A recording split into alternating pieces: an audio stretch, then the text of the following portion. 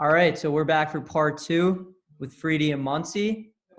We were just talking, in part one about like their color war stories of how they found out they were general, talking some general, just CL banter, like how they were at camp, some funny stories, some big trip stories. But now we're into part two. We're gonna lead off with Munsey, and you're gonna tell us about the whole process of after you got the nod, choosing your name, your twos, how you kind of drafted, what maybe was your strategy, stuff like that. So the name I had picked out for a while. So my second summer, I was on the Orange Heroes. Jen Flaxman was the general. And that was the summer where I was surprised that I got a number.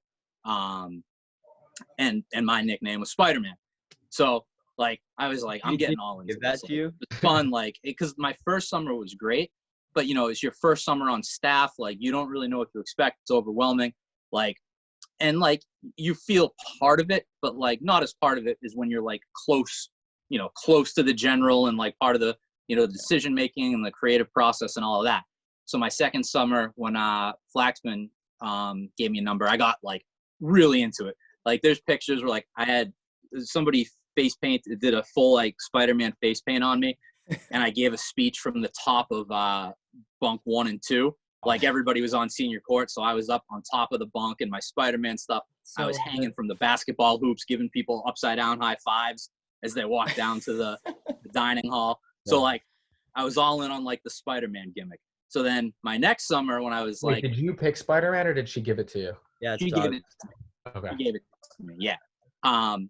So then that next summer when I was like, man, this is actually looking like there's a chance that I might actually get it. I started thinking about names. Me and Livy would talk general names. Alex, who was like, Alex was like my best friend at camp. And sorry. I really miss that kid. Yeah. Oh man. Yeah. But we would talk all the time. And we threw a couple around, but Venom, I was like, dude, what about Venom? And he was like, yep, done. And I was like, yeah, that's pretty sweet, isn't it? And then like, so that was kind of like, because I wanted to build off the Spider-Man. I was like, that kind of like, progresses like the story. Yeah, or cool progression. Yeah. So I mean, I had a couple. I actually always liked the Revolution. That's why I went with the Revolution for that that fake hat. I always did like the Revolution. I thought that would be cool. But that's a name that like I feel like everybody always talks about the Revolution as like as a name. So I wanted something like a little different. So yeah, that's how it came about. I wanted something off of Spider-Man. You worked backwards, kind of. You didn't really come up with you went from Spider-Man to Venom, not the other way. Cool. Yeah. That I wasn't locked into that. Another one actually that I talked about. I always liked Mutant. I always thought that was cool, only because I thought a pirate theme would be sick. Like I was like, there's so much you can have people swinging from ropes and like. You can do there's so much fun stuff you can do with a pirate theme. The theme is definitely important. Yeah. And there's sick. I wanted Morgan on my team so he could be Captain Morgan. And he could the Captain Morgan pose. Like all I wanted him to do was just like stand in the Captain Morgan pose everywhere we went. Like, so I had like a bunch of ideas, but Venom, I was like, that's a sick name. I've never heard anybody like suggest it or come up with it for a name, and I can go with the Spider-Man character too. What were your what was Willie G's name? Was he like King Cobra or something like that? That was Livy. He was King Cobra. Willie G was Scorpion. So he had great name. He had the Mortal Kombat mask. So good. That's crazy. And, he'd always just get over here. That's so funny. That's cool. What was B-Hud? B-Hud was he's Black Mamba. Yeah. Right. That's the best. Yeah. B-Hud was Black Mamba. It's perfect. I think that's a great name in terms of like coming up with shirt names too, because you can just do so much with that. So it's just like it's genius. It's so easy to come up with so many cool names. Black Mamba was a good one. That was fun. Yeah. I'm That's good. interested in like how did you have like a theme that you like centered all your speeches around? Like like Fredi's was all about we're a family, this is the mafia, we band together, we're a family no matter how tough it gets. Like was there anything for Venom that you kind of used as your theme throughout? So I actually played off of the Orange Heroes a little bit. Like, so I had said like, 2 years ago, I was part of the Orange Heroes. And like for the last 2 years, like, I've been training and, and doing all this to come to get, Spider-Man to come get his revenge. And the whole thing was that we were injecting the lethal venom into the Black Prowl. And like, you may not, feel it on day one, but by day 2, the signs are going to start showing up. You're going to start slowing down. You're going to start feeling weary. You're going to start feeling tired. By day 3, you're going to be weak. And then by day 4, it's like, that's when it's all over.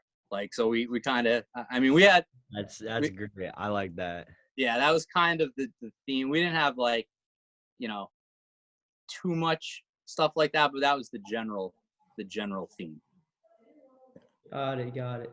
Talk to us about what the process was like in terms of Draft. going in there. Like, when did you find out that Mitch was the other general? I think it was the next day. So I think I found out, and then me and Mitch were up at the lodge, and like he was with Barry, and I think I might have just been by myself, and we just kind of like gave each other that like little look. We're like, hey. He was like, hey, what's up? He's like, you got it?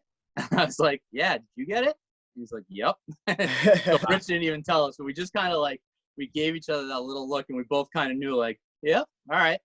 So we talked, and we made a deal right on the spot, because Hank was obviously like, he wanted Hank, and this is where this is where I needed Will. Will was like, forget that. You should draft Hank first. Yeah. He's like, take him right away from him. Rip him away right off the bat. And I was like, dude, I want to. Like, he's like, no, that's the way we're going to play, man. And I was like, yeah, because he's like, otherwise he's just going to wait and pick him. So I was like, so I think Mitch got wind of it, and he was like, dude, you really going to take Hank? And I was like, listen, man. I was like, I don't want to take him, but let's do this. I was like, I live with B-Hud in the stabbing cabin. He was my roommate. I was like, he's not my 2, but like, he's one of my best friends. I was like, what do we do this? You take B-Hud off the board, and I take him. We'll take Hank off the board. You take him, and then we'll just start the draft fresh from there. And then he was like, all right, like, I'm okay with that. That works. So early seedings of the modern number 2 picking. Yeah, it was it was pretty much just like, yeah. That's very much Because I wasn't actually gonna I wasn't actually gonna say anything. I wouldn't do that to them. But like, I also really want to be HUD. Like, I would have felt terrible if I didn't have him. So. No, yeah, that's kind of like foreshadowed like this year with the threes in 2019 with how that worked, and right, Fredi, you know than us how it was like kind of an agreement. Yeah, I mean, there definitely can be some of that. Like the biggest difference was that I think it was in 14 was the first year they did it, because Mimi asked me to be her 2, and then also Candace, and that was the first year that they had 2, like a male and a female 2 as like sort of a prerequisite, like you had to do it. And so that's kind of how it's been ever since. You like basically with us, Ariel and I both got the nod on the same day, and then that night, so really it was just like hours had passed by. That night we had our first meeting with Rich up at the house, and found out that each other was general, and like on the spot we do, you pick like colors and team lineup area and flagpole side and dining hall, and he was like, we can talk about 2s unless you guys aren't sure, you want to think about it, and we both were like, no, we can do that right now, and we like named our 2s. And so like right off the bat you had like the whole kind of core of your team. The only thing that we didn't like divulge or talk about was names and things like that. So that was sort of something we kind of kept to ourselves. We only had to share that with Steph and Rich after the fact so that they could get the shirts made up. Got it. Fredi, your name was pretty much like locked in from the start. Of being like of Italian descent. You just gotta figure mafia as the the route to go. Yeah. So You can tell him that story you told me. what's that? You could tell him that story you told me about Which one? the little bit of bite back you were getting for the name and the Italian. Oh yeah. Well, so after the fact, like I know like Bottle brought this up when you guys were doing one of your shows about the when you were unveiling the bracket. Yeah. He wanted to get a chance to defend himself. Yeah, no, not defend myself, but I mean, so I Tell the truthfully story. I did not know that the Godfather had been a general name Untouchables, for right? the Untouchables. I knew the Untouchables existed, and I wasn't too worried about that because it had been a while, and I felt like I was going to be able to sort of like make the kind of like that theme my own, so I wasn't too worried. I did not know that the general Godfather until after Color War, and actually it was like with little Livy, and we were just sitting and chatting, and he was just like, kind of giving me props, saying like, I did you did a really great job. You were a good general. It was awesome. Even, he's like, you did the name well from previous. And I was like, oh, I didn't realize that was the case. I was like, I would have never like chosen that. I could have went a different way. He was like, no, it was good. It was really cool. You did a great job. Like you made it your own. Can't pick another name for. What would you have changed it to? Yeah. Your general name. I mean, well, so like I probably would have just made my first name Don Fredi, or like the Don or something. You know what I mean? Like something like that. Yeah. There's so much you could do for Mafia, though. Yeah. I just like I said, I went into 14 thinking I had an outside shot. So again, like I had lots of conversations with Munsey about this topic, and so we did some preparations, and I definitely bounced some things off him. He gave me some ideas. We talked about mutiny, like something we talked about with the theme being really cool. But yeah, I mean, when it came down to it, I always just kind of like was enamored with like playing that sort of the Italian mafioso kind of theme. I thought that would be really cool. I loved the idea of my name being Godfather and Don Fredi on my shirts. I just thought that was really cool. Yeah. Felt like it fit, it fit for me, kind of being like sort of like the token Italian guy walking around camp. I felt like it would just be sort of a natural fit. And then also, I'll be honest with you, what really kind of sold me on it and sort of solidified things was the design for our my black shirts, the numbers shirts, using the Godfather movie symbol, but just making a mafia with the puppet strings. I just thought I loved that so much. To this day, I'm like very proud of how that came out. It was really, really cool. So I was like, I'm gonna run with this. I think it'll work. And then the theme, like what you mentioned, Matt, about family and kind of togetherness in the whole nine, that just sort of like evolved. I really wasn't thinking about that ahead of time. And truthfully, I was kind of talking with Munsey about like, well, what, now I have to come up with a theme. Like all right, I like my name. I like my general name. I think the shirts are going to look cool. What is the theme going to be? And it just sort of like, it hit me. Like, I know like you would think mafia, like you would have this negative connotation, and I really didn't want to play the bad guy role. So I tried to flip it and show like the kind of put it into a good light. And so it made sense. Like Italian mobs are usually family run. It's all about family, familia, the whole nine. And I ran with that in my opening speech, and it kind of picked up and it carried, and everyone kind of grabbed it and it worked. So did you rehearse your opening speech, or did you just go off the dome completely? Oh no, so I wrote that. It was on my phone, and like I mentioned, the night of the break, Ariella and I had to get up to the alumni like while dinner was going on. So everyone was at dinner, and her and I had to sneak up to alumni, and we had all the shirts. So they gave us the shirts, and we like laid them out for everyone. And like they rehearsed what was going to happen and how it was all going to go down. And then we just had to sit there for like an hour and a half while the fire guys were practicing, and we were just waiting. So her and I were both doing the same thing. We both had our phones, and we were like in opposite corners. And I just paced. I paced back and forth for an hour and a half, reading my speech over and over and over and over again so that I could memorize it. It was, I wanted to make sure it was right. One of my favorite things about your team that I remember, I was on the other team, but what you guys would do in the dining hall where like the Godfather, everyone had to stand until you showed up and sit Yeah. down. And I remember Of course. because we were in like varsity, so we were all at the rope burn area during most meals. And you were up there one time and you like got a phone call. The both teams were practicing Oh, Yeah.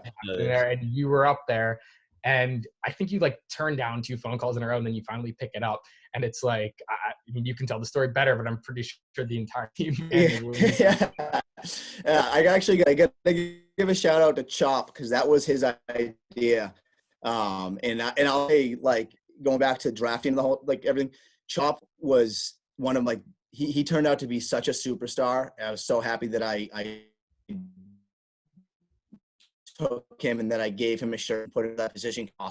That was his idea. It was like, Yeah, I think it was tell like him late in day one, maybe. He was like, hey, Fredi, I had this idea, this thought. What do you think if we make everyone stand until you sit in the dining hall? And I'll like announce it. And I was like, just kind of like, yeah, that sounds good. That's cool. Like, so whatever, let's give it a try. I didn't really give it much of a thought. And I remember the first time he did it, I was like, oh, that was awesome. We're doing this the rest of the time. Like, I walked in and everyone was standing and he would just announce me, the Godfather has arrived. You may all be seated and enjoy your meal. And everyone sat down together. I was like, that's perfect. We got to keep going. So what you're talking about, yeah, it was like, it was the day of the trifecta. So I was just checking on rope burn stuff and we were all up there and it was lunch. Grandis calls me and I answer. I'm like, hey, what's up? He goes, Mike, you coming down to the dining hall? I'm like, oh yeah, I'm just at the rope burn area. I'll be down in a few. He goes, well, your whole team is waiting for you. They're standing and no one's seen. We got to get this going. And I was like, oh, okay, I'm sorry. I hung up and I'm like, I got to go. And I ran down to the dining hall and I ran in and Chop gave me the announcement. Everyone sat down. That's awesome. Oh my God. Yeah, Munsey definitely, like I said, he was a big, like I consider him to be a mentor. And you told me, you said with the dining hall, like have fun with the dining hall and like use that time to just like inject sort of spirit and like keep the team up. So that's why I tried to make sure we had some like kind of rehearsed speeches ready to, give people a little bit of a chuckle and lighten the mood a little bit and hopefully fire my team up. That is so important because so many of them like are hit or miss. Like, you get somebody that tries to do this, and sometimes it flops and it's like, it's just awkward. And it like, it's like the whole vibe changes. Yeah. And then when you get like a really good speech, then like you can just see like everybody's like ready to go and then back into it again. Cause it does get tiring. Like you got to keep them, you got to keep everybody. Yeah. Munsey, so Fredi was saying how he loved having Chop on his team. You being non-alumni and like your other, twos and, B-HUD being non-alumni. Was there any alumni that you like really wanted on your team? Well, I mean, Little Livy was the first. I mean, he was my first after the Brandon Hank trade. He had first pick and he picked Zach Fuss. And then I was just hoping I was going to have Livy. So I was like, yep, Livy. Like I actually, did I pick Livy first? I don't know. Maybe I don't even remember. But I knew I was going to take Livy first. I was like, that's the play because Will wasn't alumni either, but Will had been there for like, he's honorary alumni. He was there for for like 10 years. So I knew I had Will who knew everything there was, color war wise. But Livy was the first one I wanted. So Livy was obviously, he was awesome. So yeah, he was the big one. And then, and then I had Zach Moss too for my rope burn. He was really good too. Good choice. But the draft is that one of the things that I kind of wish I did more of in the draft is load up on the alumni. That was one of the things that Mitch did early. And, some of the alumni picks obviously were great, but like some of the other ones, they were good, but they're not really going to like bring quite as much. I think this counselor is amazing. Like, I'm going to go with him. But then when color war hits, some of those kids absolutely flip. You know what I mean? Like that alumni counselor that doesn't, maybe didn't seem all that into, over the year and like wasn't as enthusiastic. All of a sudden color war hits and like, yep. And that energy just like takes off.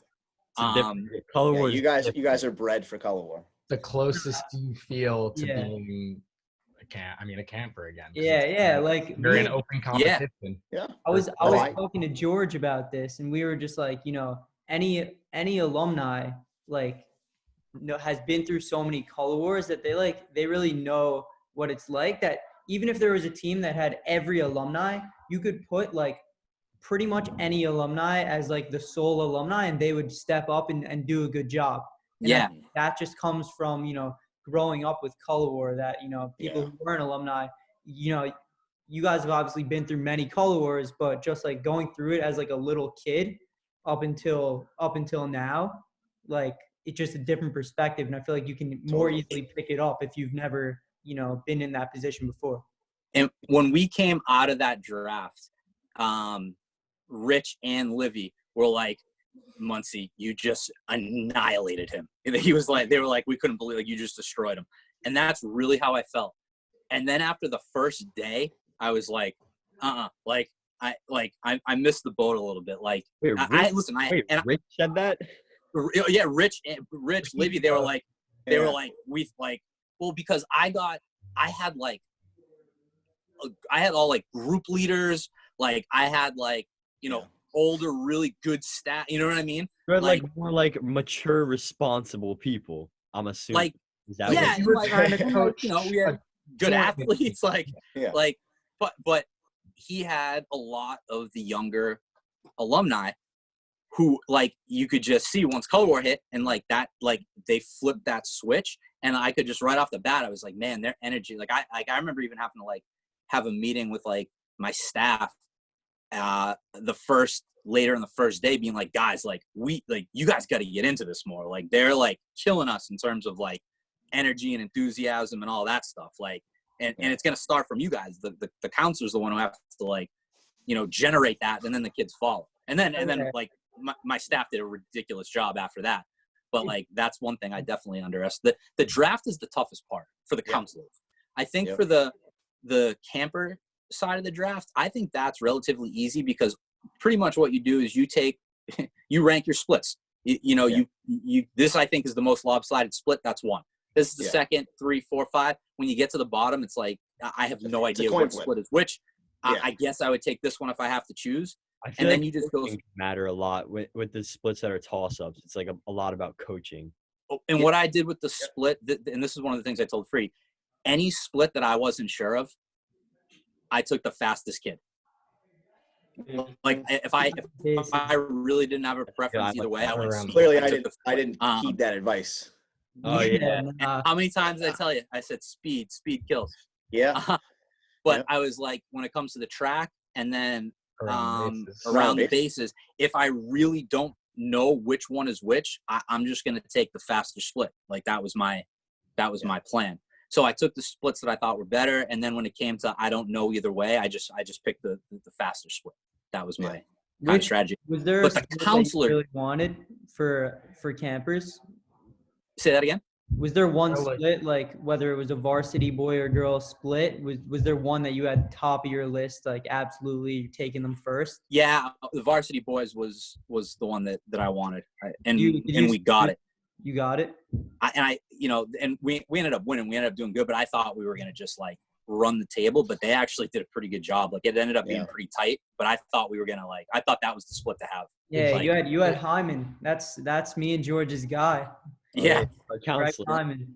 Did you guys pick it? Did you pick your varsity split like for? Were you like, oh, I want that to be my chief, or did you pick it for like the overall split?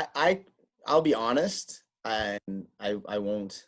I don't want to like hurt anyone's feelings, but I sort of picked my varsity split for the opposite reason, in that I didn't want a certain someone to be my chief. So, but we will leave it at that. We will leave it at that. We won't say the names. Yeah, we will leave it at that. You know the name though.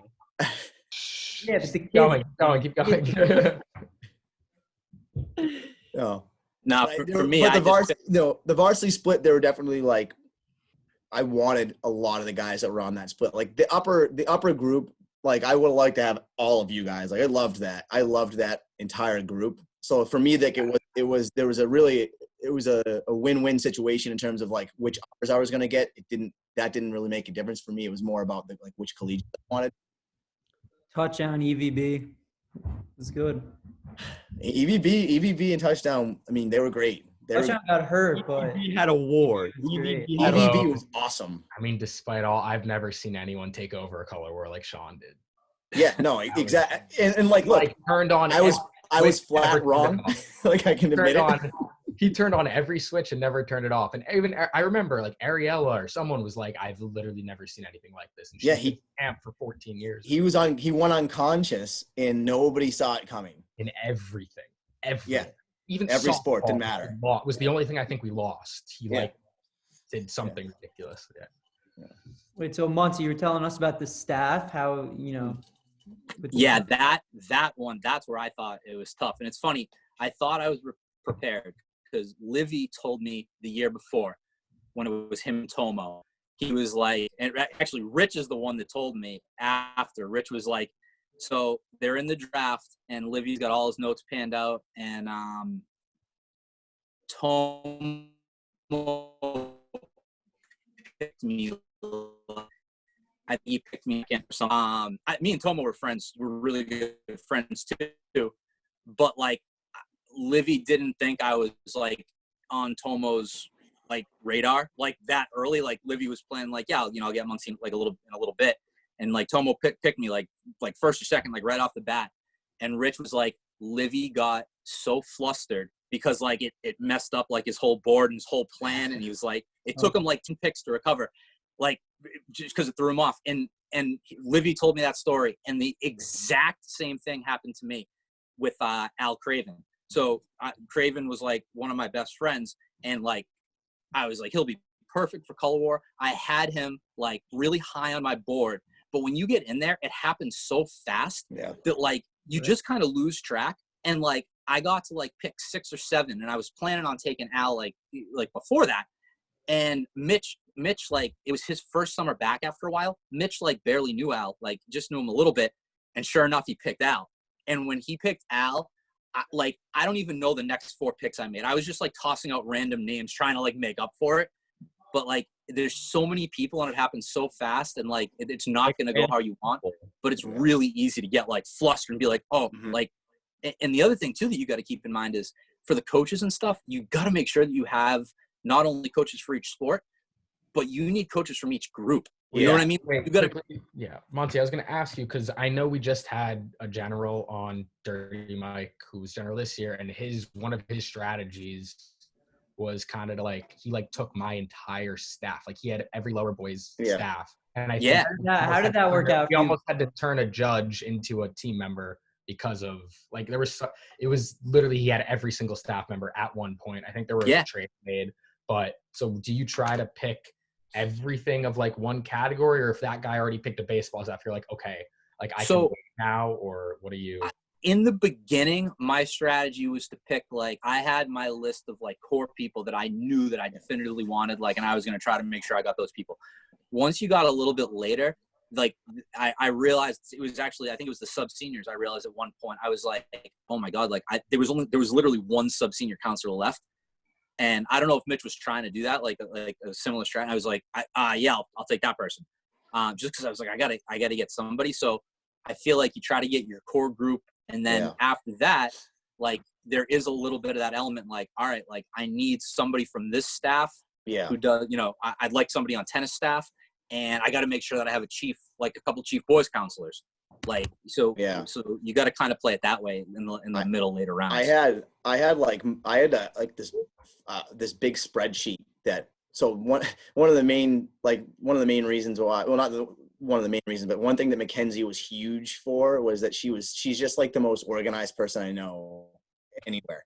So she created this spreadsheet for us that was all of our rankings, and it was broken down into like a straight power rankings. It was like a top targets. We had every group and who we wanted from each group. We had every activity area and sport, and like who coaches we had, athletes, like we had the whole nine. I mean, granted, you know, I still lost, but I felt like I was very prepared. Yeah, you got to be prepared. I feel like that's something I would definitely do. I made that mistake too. Matt, you're Mitch- cut out for a 2, bro. What? Mitch had Cut out to spreadsheets. be a 2. Yeah, Mitch had spreadsheets. He had his computer. He had so many different lists of different things. And I walked in with like a printed out sheet of paper with like all the counselors' names on it. Like, That's like- what I would do. That's the approach Yeah. I would take. Yeah, you need to prepare. Come on. That's why I double picked 4 times in the Sava League draft. Yeah, But Stava Yeah. League, bro. That's only lowers upper collegiate. Yeah. Now think entire staff, George. It's I love hard. I'm that really Sava good at League. improvising. Don't worry. I love that Sava League is still going on. That was me. I Yeah. came up. Wow. yeah. Really? The Munsey created it, and then I created that. Wait, really? Yeah. Yeah. That's That pretty so I would say in the year before, like, because Twilight League was so good, I was like, we should make an upper camp basketball league. I was like, but so here's the thing with Sava League though, because I saw it for two summers. One of them, it was sick. The other one was not very good. yeah, we've had on and off years for sure. yeah. This is what you need. One, the game of the week has to be legit under the lights, Yeah. outside, and Right. you've got to have you got to have the groups come. Like, we had a couple games where it was literally the whole camp, and it felt like a Pittsfield game. Like, it was crazy. Yeah. And then the other most important thing, you have to keep stats. The stats made when we kept stats and we would like pass out the stats, like we had like we brought that back. We just did points it as, makes such a difference. Like, that's what got everybody into it. I But I was remember so pumped to hear that was still going on. My Thank God lower for year, the that was big. field goal percentage though. I shot about 10% from the field. I would We score didn't like I'd score we like didn't have 25 stats points. that deep. Like, I think we had points, rebounds, and Points assists. and rebounds. That was big because I remember my lower year we would talk about like, oh, this guy had 40 and 20, this guy had 20 and 20, which was like yeah. No, my Yeah. favorite was the guys who would have a 4 and 25, like Adam Schoenfeld or yeah, that's what I was thinking Tyler of. Clark. Exactly.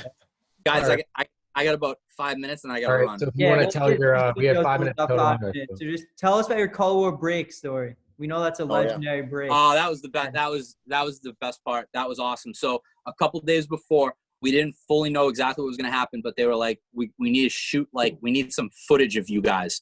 Like, so they took us out at like dusk, and like me and Mitch were like in the woods, and they had us like walking out of the woods. Like, they had us like with our backs turned. They did one with our hats backwards, but we were like face to face. And they then they had like it was the movie Under the Stars, right? So it was movie Under the Stars that night on the hockey rink, and they made a video of like our silhouettes kind of like walking out of things. And the cool thing was, though, they did the voiceover. It was the definition of Prowl and the definition of Venom. And like, but what they did to throw a swerve was they had Jen Nussenow reading the definition of Prowl. They had B HUD reading the definition of Venom. So it was their voices like going back and forth, like with the definitions, like with like, you know, all the music playing in the background, like, you know, the you know, slow motion stuff. And so they make this video, and then after movie Under the Stars, everybody goes back to bed. And I think it was probably about 11:45 at night is when it happened. But it like, I think it was like 10:30. They had us come down to the hockey rink, like when everybody was clearing out, and you know, we're hanging out talking or whatever. And then Rich was like, "All right, you guys are gonna go behind the boards. I think is it a pickleball court now? Yeah. Is there- Yeah. So, all right. So before it Volleyball. wasn't anything. It was just like a Just that piece of area, concrete. yeah. So me and Mitch go behind it. It's pitch black, and we just sit down, and we had to sit behind the boards for like at least an hour. Yeah. And we're just looking at each other. We're like, dude, we're so nervous. And they had, because all the lower kids were asleep. They had like JJ and you know, Ranjit, Grandis, all those guys. They wore druid outfits with torches, and they went into all the kids' cabins in the middle of the night and woke them up.